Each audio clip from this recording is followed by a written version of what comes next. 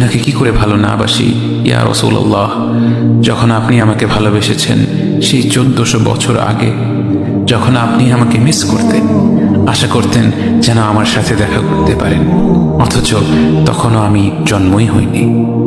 সেদিন সাহাবীরা আপনার চোখে পানি দেখে বলল, ইয়া রাসূলুল্লাহ, আপনি কাঁদছেন কেন? আপনি বললেন, আমার ভাইদের খুব দেখতে ইচ্ছা করছে।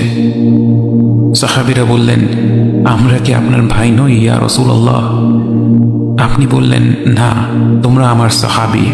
আমার ভাই হলো তারা যারা আমার পরে আসবে এবং আমাকে কখনো না দেখেও তারা আমাকে বিশ্বাস করবে। মৃত্যু শয্যায় শুয়ে আপনার অন্তরে এই চিন্তা ছিল যে আমাদের পরিণতি কি হবে।